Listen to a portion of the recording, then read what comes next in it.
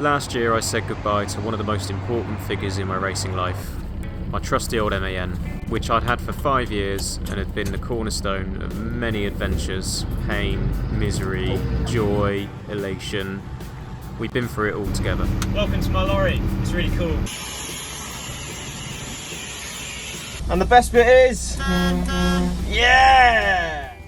It's my last time with the BBM. Bloke's gonna come pick it up and it will be gone tonight. And this is what life looks like from now on.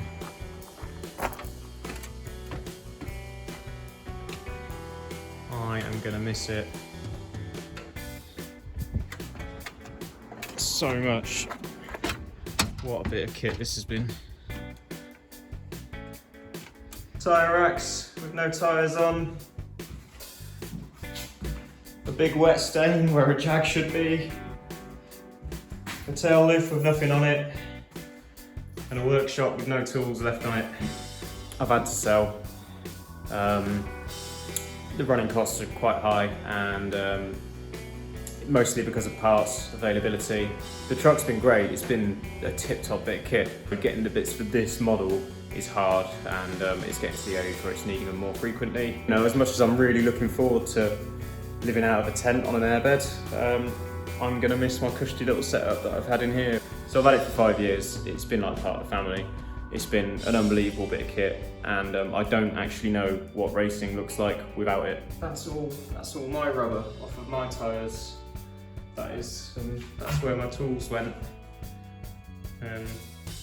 Yeah, that's the vice that I used to bodge various things at various times.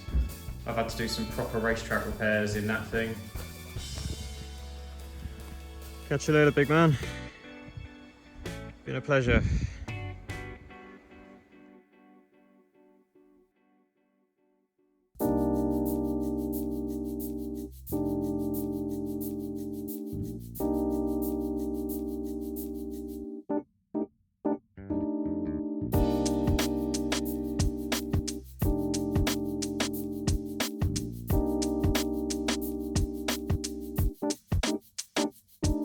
So, looks like we're starting another project.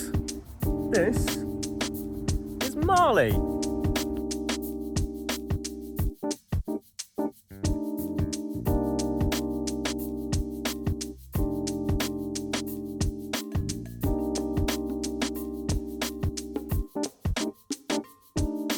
So Marley is an ex-removals truck. We've got these great big barn doors all down the side, 5 of them down this side. I don't think we're going to make use of all of those because we're going to have a living area up front. So these doors are going to be sealed up and insulated. However, that's where the race cars will live. So those doors there could make themselves useful. The doors that we're going to be using the most are on the back here.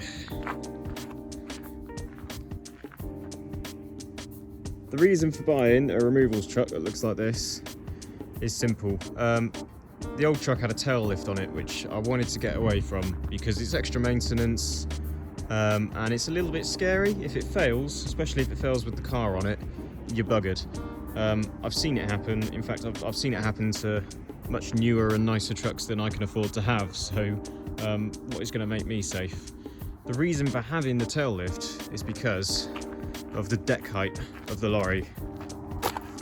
Up here, where this rubbish strip is basically, that is very, very, very tall indeed. And if you wanted to lay out ramps from the rear of the truck that were long enough to load a car to that height, for the car not to ground out, especially if it's a race car with low ground clearance, the ramps have to be just impractically long. We're not going to have that problem because Marley is a very unique style of truck indeed. Marley's rear entrance, if you pardon the expression, looks like this. That's not normal. What we've got is a drop well. This is very, very important. Inside, we've got a beautiful amount of available length. I'm pretty sure that we can put a car in the back of here and still have 3 to 3.5 meters available at the front for a bit of living accommodation. We've got a Luton above the cab, which we're going to utilize for a bedroom, and a couple of other little tricks as well, which should be really fun. I can't wait to get this done, and there's going to be some real party pieces to this thing. Just you wait. The construction is beautiful. Genuinely, really beautifully constructed truck. We've got full aluminium ribbing all the way around. It's an aluminium skin with fiberglass inlay, aluminium ribbing, and then this wood paneling on the inside. This is fantastic. Not only is it a very nice construction, but it should make it really easy to build off of. And as far as making it livable, well, I think we just pull the wood paneling, we lay insulation, and then replace the wood paneling with an inner skin, and hey presto, we've got a fully insulated living area. So this truck is ripe for conversion. It didn't look like this when I got it. When I first got the truck, we sort of jumped straight into getting started, and the deck height in front of this ramp used to extend right to the drop well, but that created too sharp an angle from the drop well to the rear that the car was never going to be able to pass over. So we've already started with the conversion by cutting into the chassis legs and bringing the deck height down, so there'll be a lovely progressive ramp all the way to the back of the truck, where we're going to have 2 tool ramps that just drop down, and the ramp should weigh 25-30 kilos, easily liftable by one person, and we should have a one-man loading system that basically makes loading the car a doddle, and completely physical. No mechanical intervention required, no hydraulics, nothing to go wrong.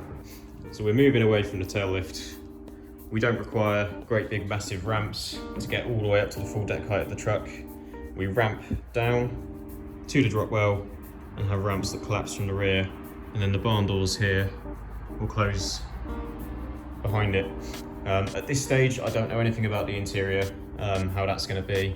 Loads of ideas flying around. Really, the best place to start is to get a car loaded in here, which obviously isn't happening just yet. A few more steps, and then it's all going to fall into place.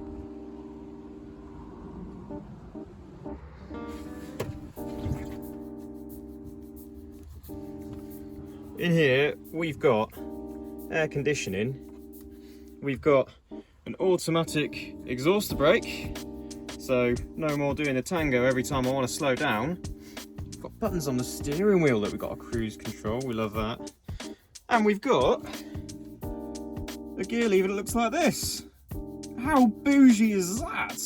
One-footed driving, hell yeah, I'll take a bit of that.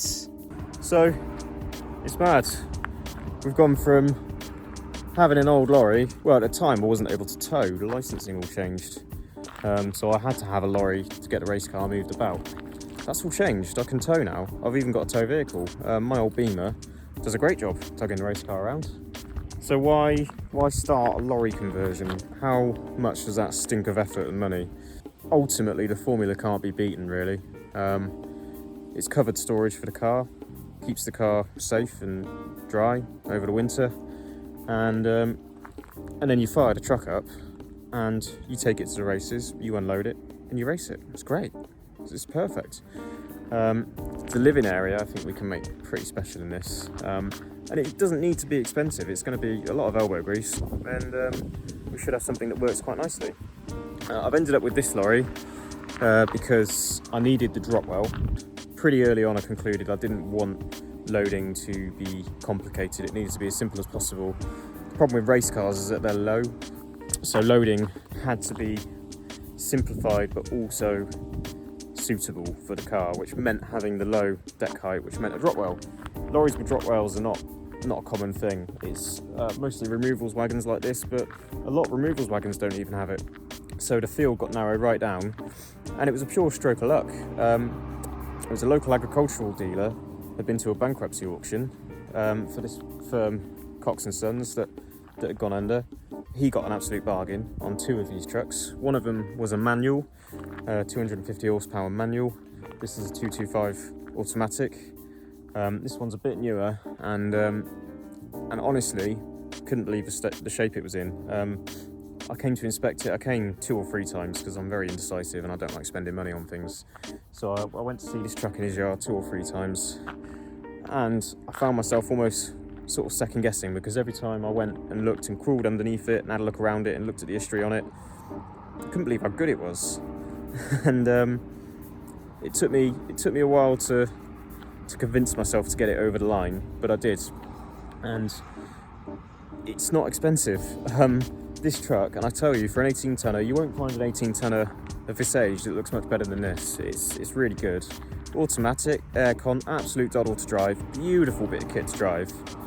And all of this cost me £3,750. I mean, it almost starts to sound like a no-brainer, surely, you know? There's going to be some elbow grease involved in converting it. A little bit of money. I'm under no illusions it's going to cost a little bit to get it converted, but it could be really cracking. I think we're going to build something really special here. Next step is the ramps. As I say, we won't know too much about the interior until the car's loaded, because we need to set a datum point, well, several datum points once the car is in there that we build off of, to get the framing done and to know how it's all going to look. So the next step, I've got ramps on order. When they turn up, we'll bodge them in, we'll chuck the car in there, and then we'll see how it's all going to look. But yeah, I think this is quite exciting. I think Marley could be something pretty special.